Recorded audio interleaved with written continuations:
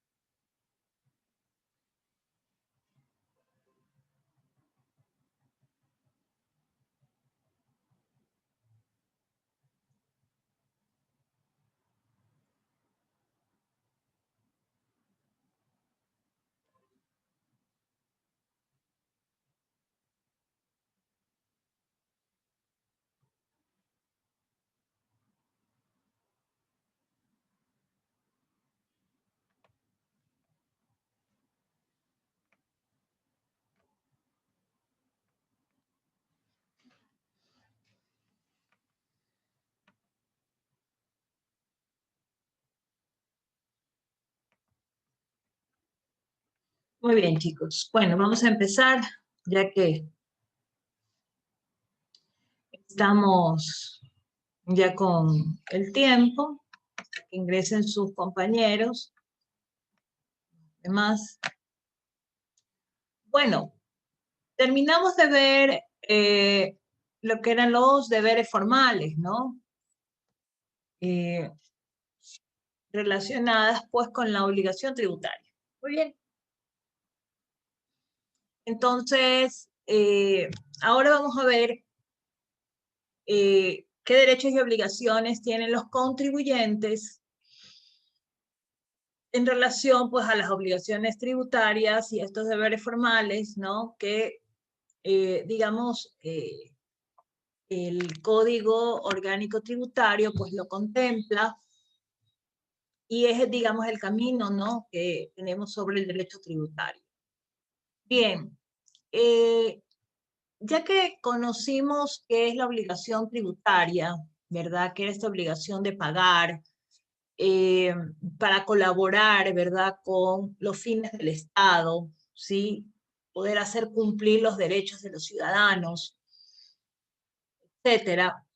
Pues entonces también vimos que existían otro tipo de obligaciones o denominados deberes formales que, digamos, complementan entre la administración tributaria y los administrados o contribuyentes o sujetos pasivos de la obligación tributaria, complementan esta obligación tributaria, ¿no? Complementan esta obligación tributaria para que, digamos, exista información que ambas partes puedan utilizar.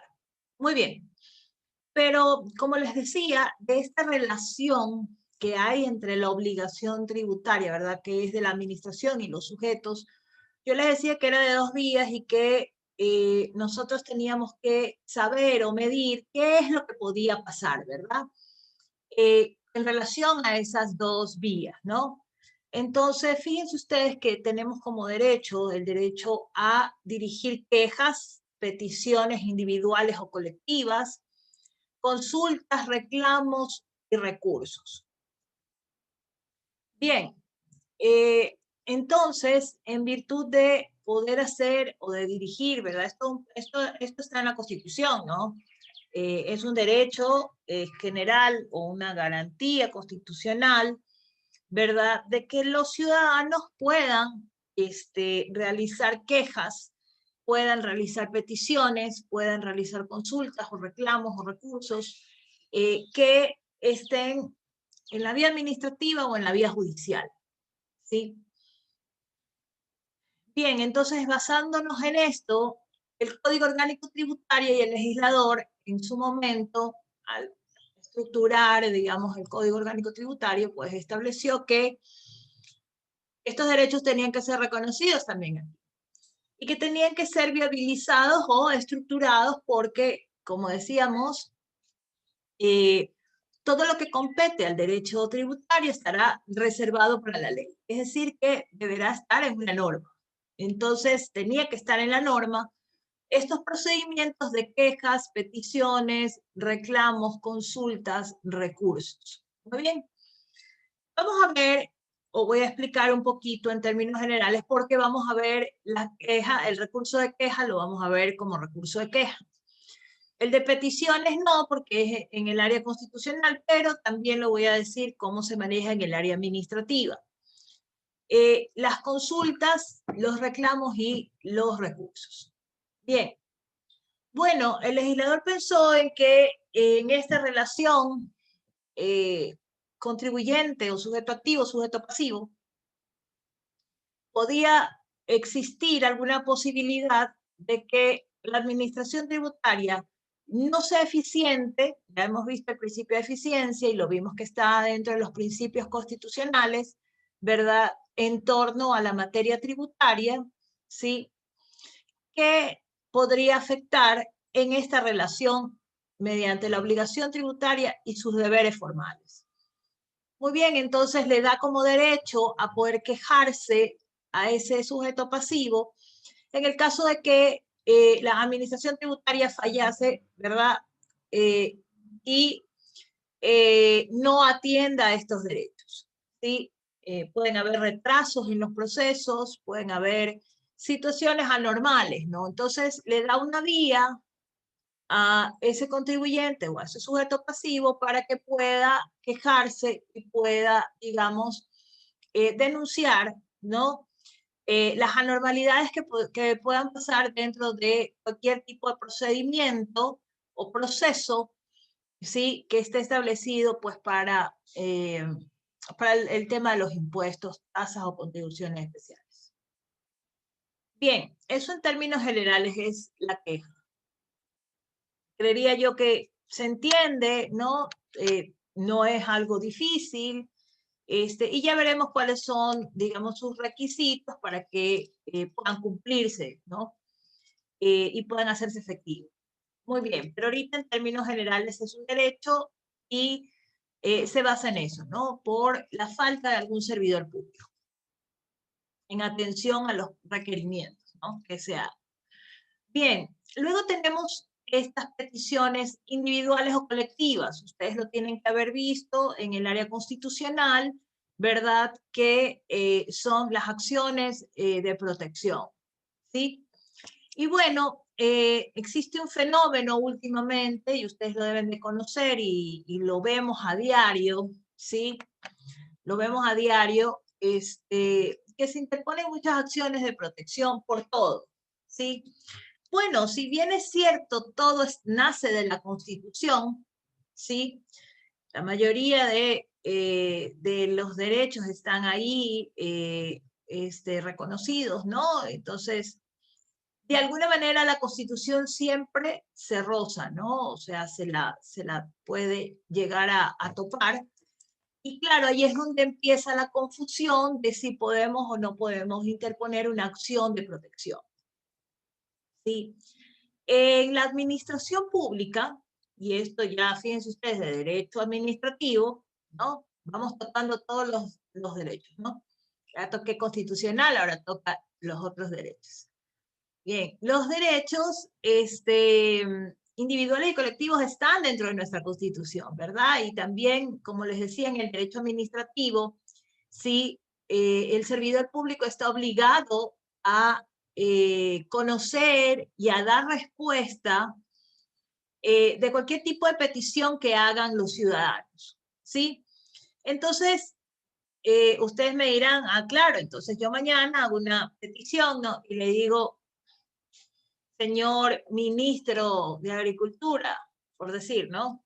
O señora del Servicio de Rentas Internas, ¿no? A mi burro le duele la cabeza, ¿sí? Y tendrá que contestarme, ¿sí? Bueno, pues sí, tendrá que contestarme y decirme, ¿sabe qué? No somos el Ministerio de Agricultura y no atendemos el dolor de cabeza de su burro. ¿Ven? Pero tendrá que darme respuesta o decirme, no es mi competencia, sí es mi competencia, pero siempre habrá que dar respuesta al ciudadano. ¿Ven? En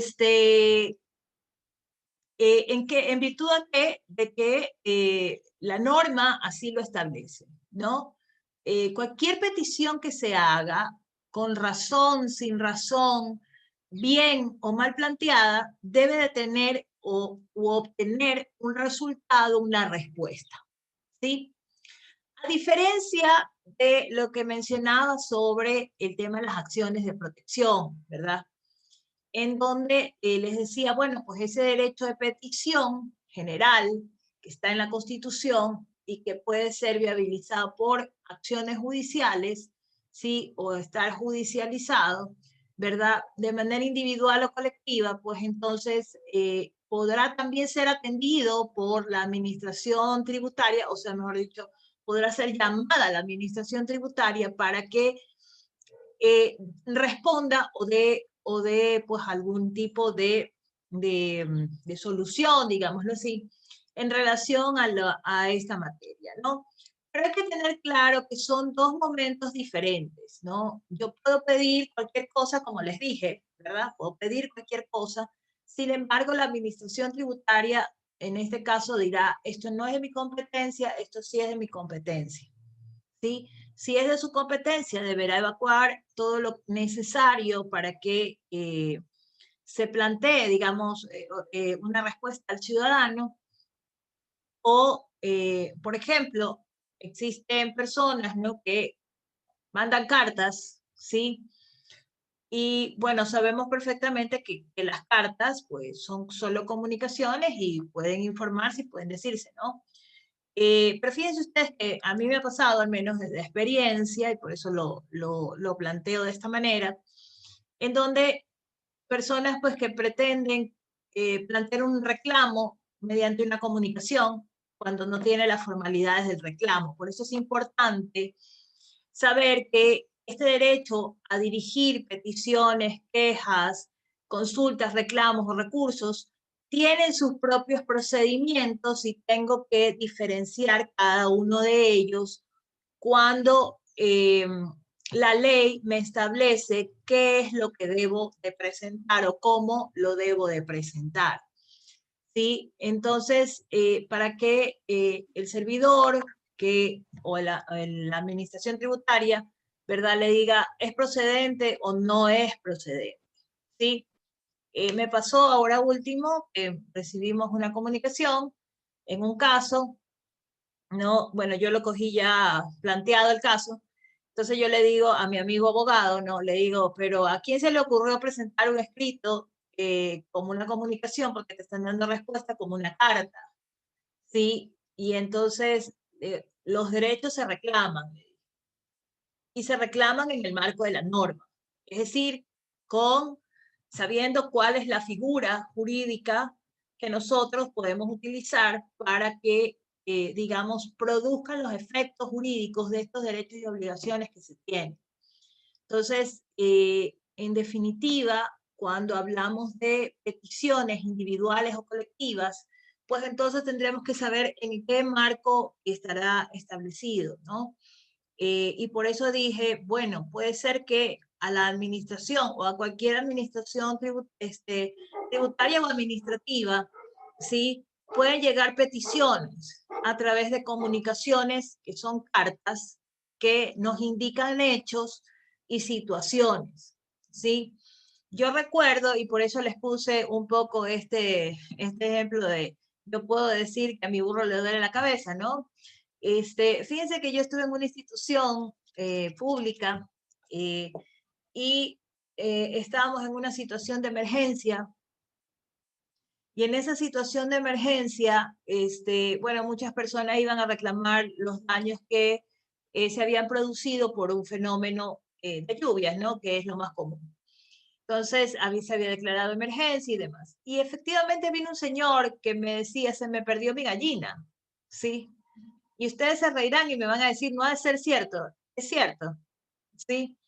Decía, se me robaron mi gallina, se me perdió mi gallina, no sé qué pasó, sí, ayúdenme a encontrarla, ya. Entonces yo estaba en un ministerio y le dije, bueno, la ministra puede ser muy solidaria y todo lo que usted quiera, pero yo no puedo atender su pedido, sí, porque no sé cómo se dieron los hechos, no sé si fue realmente un robo, sí, desconozco y no me corresponde a mí asumir o ayudarlo o conducirlo a esto, ¿no? Entonces, bueno, había que atenderlo, era un pedido que hacía el ciudadano y claro, tuve que decirle vaya a la fiscalía y diga que se le ha sido robado, pues, una de sus crías, ¿no? De su gallina o demás, ¿no?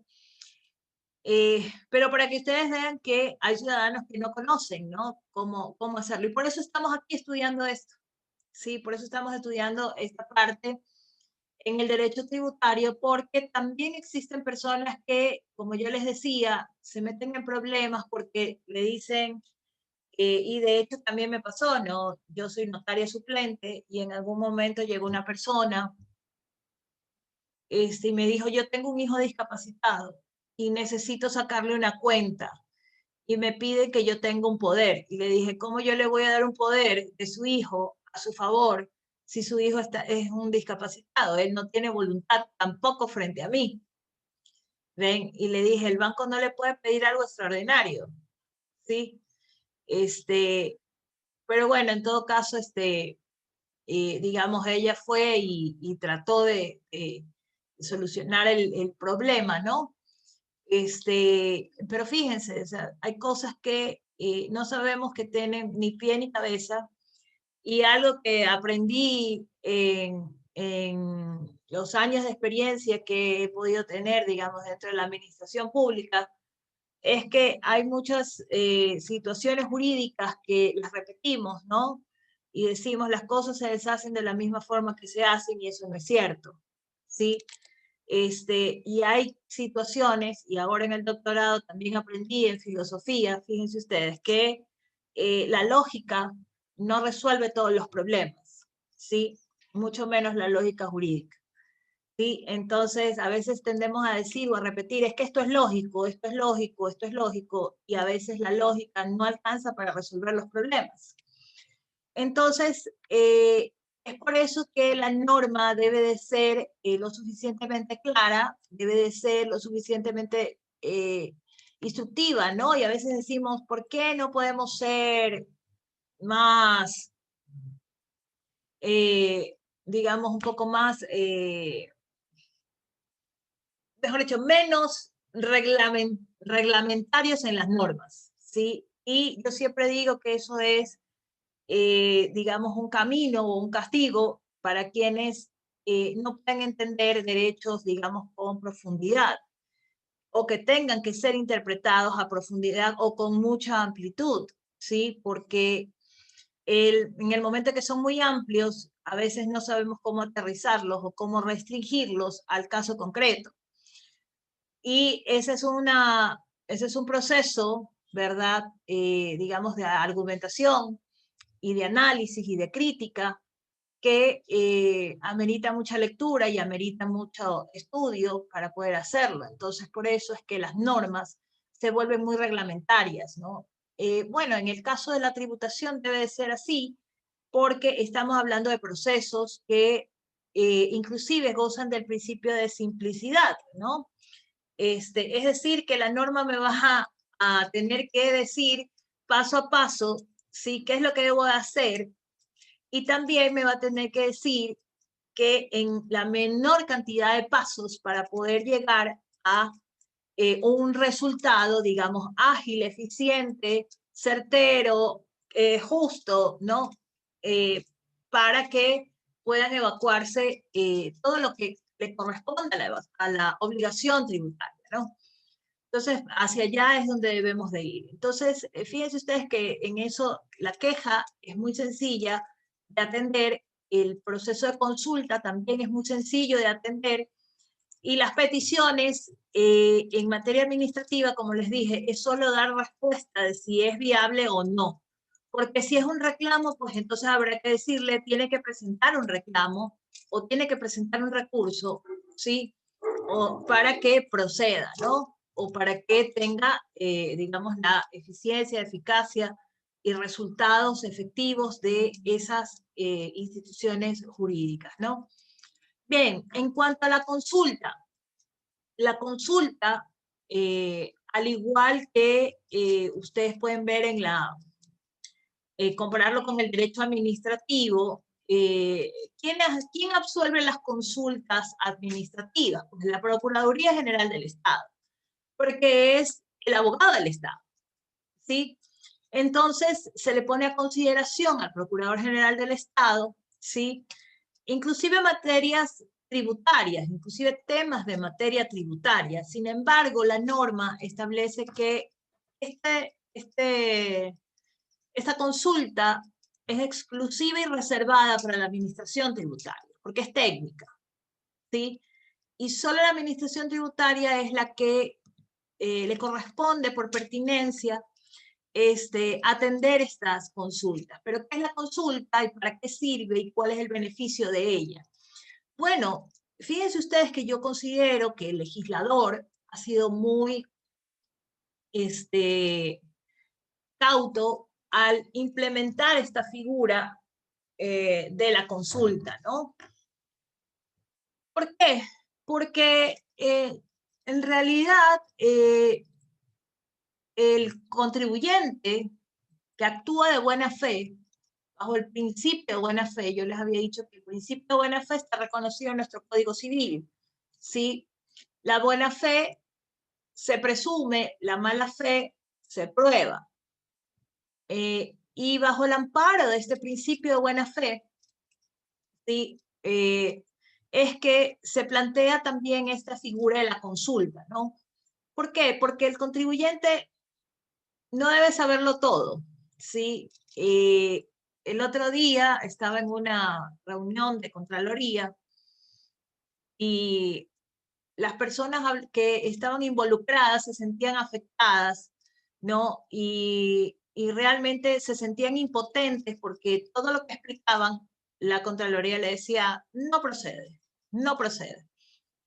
Entonces, ¿cuál es la frustración? La frustración es que no son abogados, entonces no conocen la norma, ¿sí? Empíricamente lo hacen, o por instrucción de algo, o porque es muy común usarlo, ¿sí? De esta manera, ¿no? Esas son las cosas que pasan. En el tema tributario también pasa igual.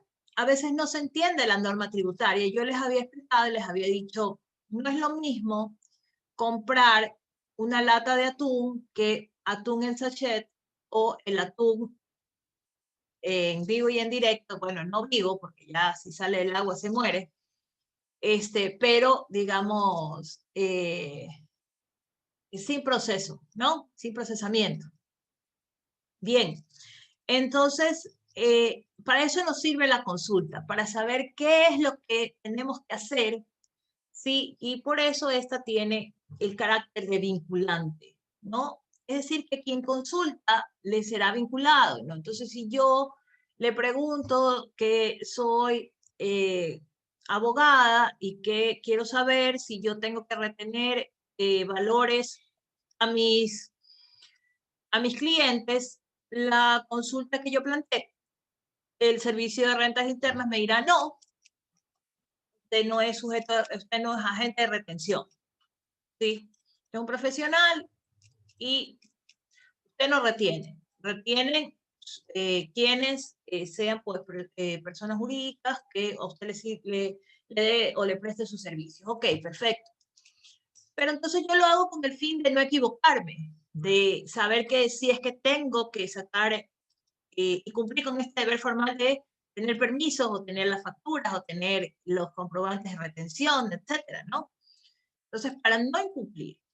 Entonces, para eso nos sirve la consulta, y la consulta realmente, digamos, es un mecanismo que es bastante utilizado. Hay muchas consultas dentro de la administración tributaria, ¿sí? Y en la parte administrativa también, que se relacionan con los temas tributarios, ¿no? Entonces, para eso nos sirve este derecho a poder consultar, ¿sí? Es decir, en el marco de la buena fe, antes de equivocarme en la declaración, pues prefiero consultar a la administración y decirle, estoy aplicando bien esta norma tributaria está en este sentido, ¿cómo debo de hacerlo? Y la administración tributaria le va a decir cómo lo tiene que hacer. En cuanto a los reclamos y los recursos, pues no hay otra posibilidad, sino que está, digamos, amparado bajo el derecho de la impugnación, ¿no? Es decir, puedo impugnar los actos de la administración pública, eso lo dice la Constitución, que son impugnables. Todo lo que la administración pública haga puede ser impugnado, ¿no? ¿Cómo? Pues bueno, bajo los procedimientos. ¿Qué procedimientos? Siempre serán reclamos o recursos que establezca la norma, ¿no? Recurso de revisión, recurso de apelación, cuando procede recurso de apelación, no siempre procede recurso de apelación, pero bueno, en todo caso, cuando procede el recurso de apelación,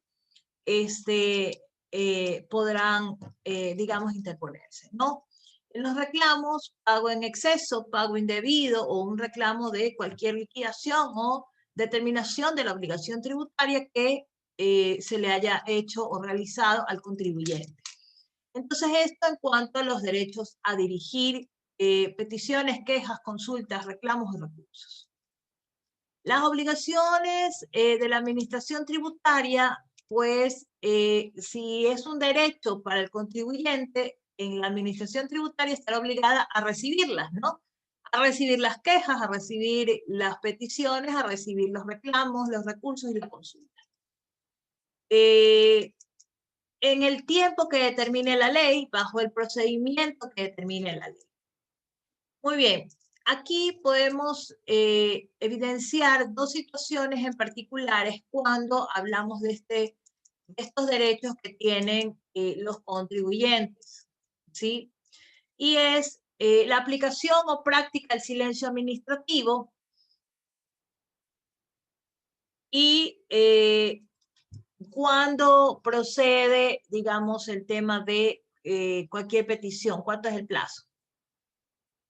Bueno, pues en primer lugar, cuando hablamos del silencio administrativo o aceptación tácita, la norma nos da 120 días para poder evacuar.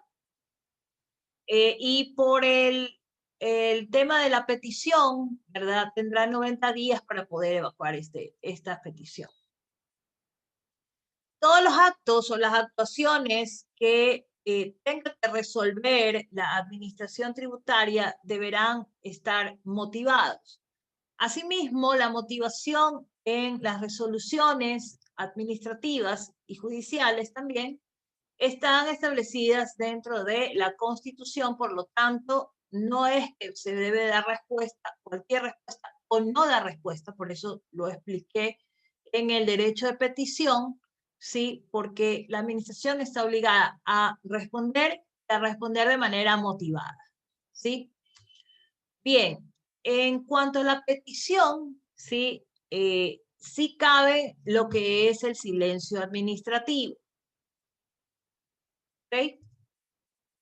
En los reclamos, pues tendrán 20 días para impugnarse el reclamo, proponer un reclamo, ¿sí? Y 60 días para proponer una acción judicial o ir a la vía judicial a través de estos reclamos, ¿no? En el caso de la consulta, en la consulta no opera el silencio administrativo, ¿sí? Porque, repito, tiene el carácter de vinculante, es directa con el contribuyente solamente para él. Tendrá un efecto, digamos, masivo o, digamos, para todos los contribuyentes solo de manera referencial o como antecedente de algo que ya fue consultado, ¿no? Puede ser que alguien del gremio de abogados haga la misma pregunta que hice yo, ¿no? Yo soy agente de retención, dígame sí o no. Entonces, puede plantear la misma consulta y dirá, no, como ya lo establecimos en la consulta fulana de tal, ¿no? Muy bien.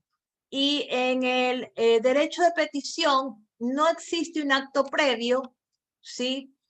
Y no tiene un plazo establecido o claro. Es decir, que el ciudadano puede presentarlo en cualquier momento, no tiene que esperar a que la administración tributaria se pronuncie, como es en el caso de los reclamos y en el caso de los recursos, ¿sí?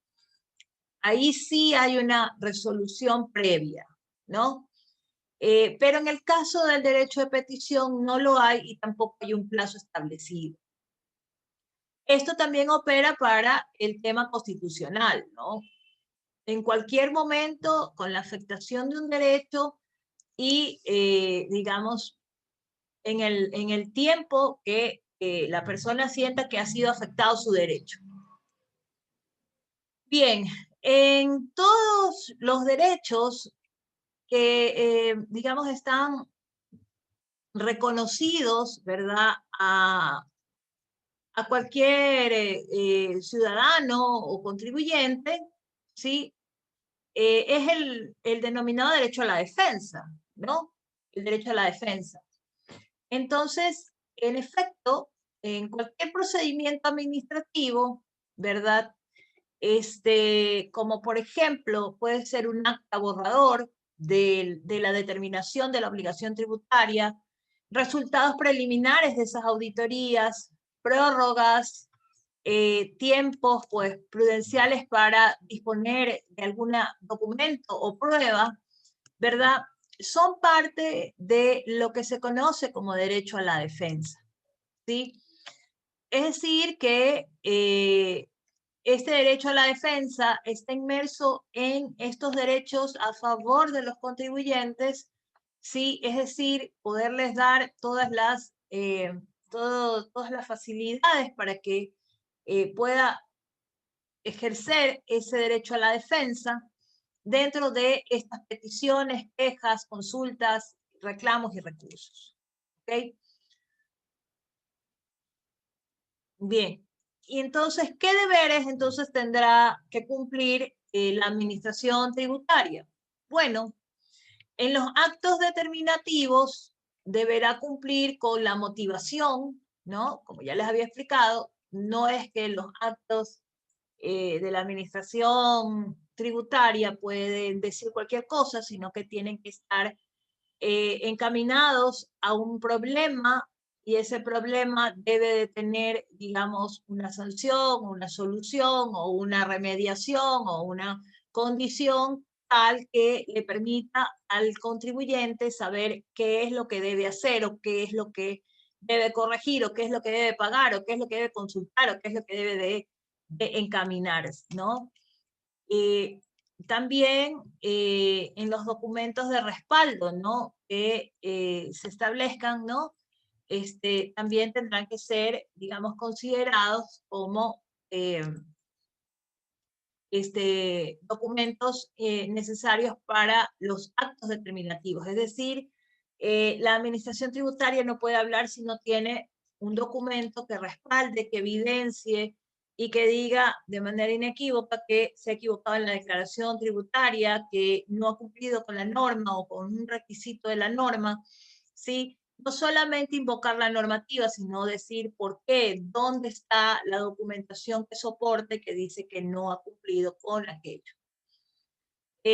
Si los actos determinativos resultan favorables o desfavorables, pues su verificación, ¿sí? Es decir, si le son favorables al contribuyente, pues no pasa nada, pero si son desfavorables, es decir, vamos a la motivación y a los documentos de respaldo, ¿no? Que son los dos componentes esenciales.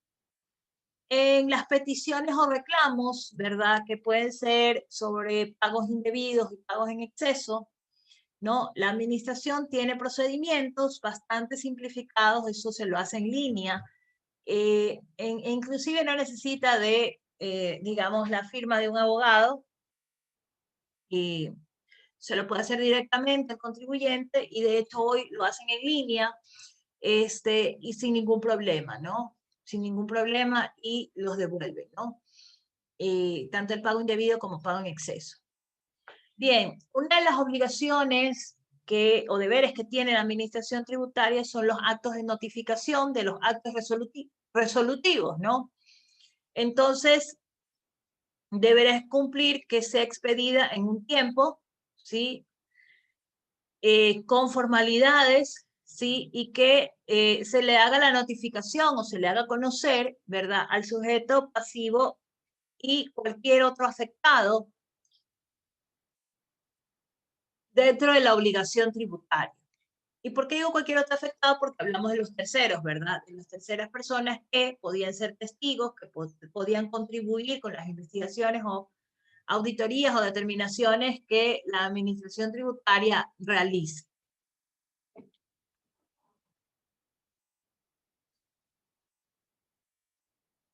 Bien, voy a avanzar un poquito con este procedimiento de determinación. Bueno, esos son los derechos y obligaciones que tienen las partes, tanto la administración tributaria como los contribuyentes, ¿no? Luego, para poder entender cómo se da el tema de las declaraciones, ¿no?, tributarias y las actuaciones tributarias en general, ¿sí?, nosotros debemos de conocer cómo está establecida esa potestad determinadora que tiene la administración tributaria. Esto está dentro del Código Orgánico Tributario, entre las potestades que tiene la administración tributaria, ¿no?, que es la potestad determinadora, o la facultad determinadora, la recaudadora, la de control, ¿sí? Entre otras, la de ejecución coactiva también, ¿no? La facultad de perseguir digamos, de poder cobrarse por sí mismo la deuda tributaria a través de este mecanismo, etc. Bien, entonces yo les había explicado que cómo se determinaba la obligación tributaria, ¿verdad? Y les decía que muchas veces podía ser autodeterminación, ¿verdad? Es decir, el contribuyente entrega la información, declara la información relacionada al tributo, ¿sí? Y en un formulario donde la administración le dice, bueno, usted lléneme todo esto y dígame cuánto es lo que va a pagar, ¿no?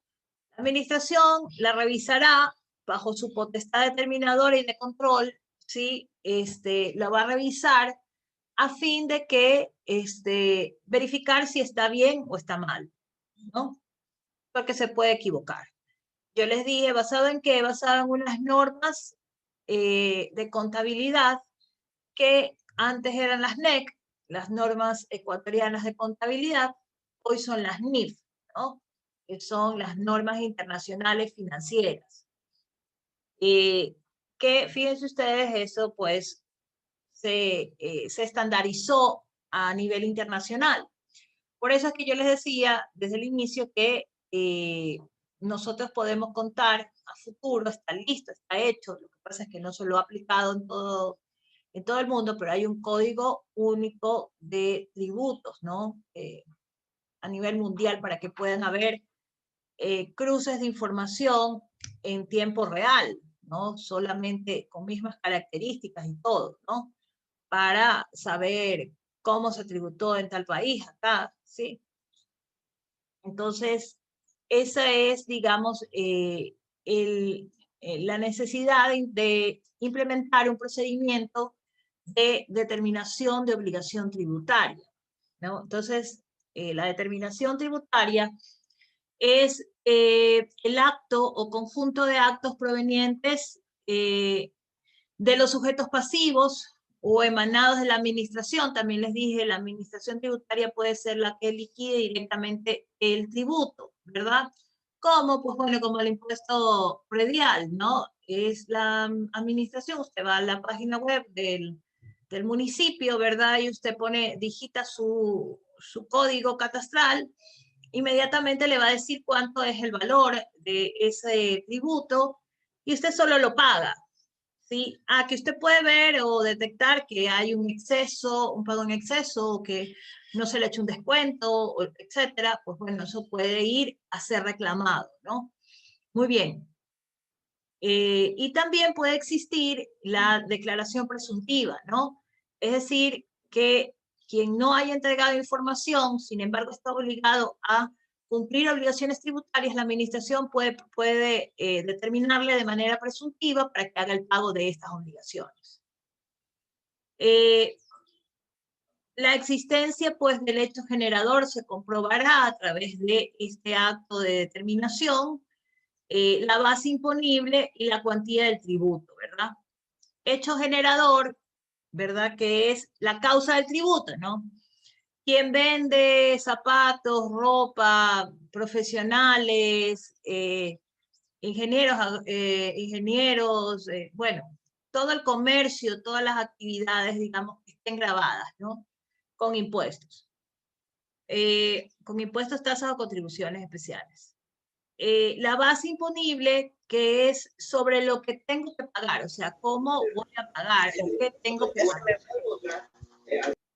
Luego, la cuantía del tributo, que es cuánto pago, ¿no? Entonces, la base imponible es como la fórmula que me permite calcular qué es lo que tengo que pagar, sobre qué debo de pagar, ¿verdad? Todos los ingresos que tenga y todo lo que se considere ingresos permanentes, continuos y demás, pues bueno, entonces estarán en el concepto de ingresos y pagaré impuesto a la renta.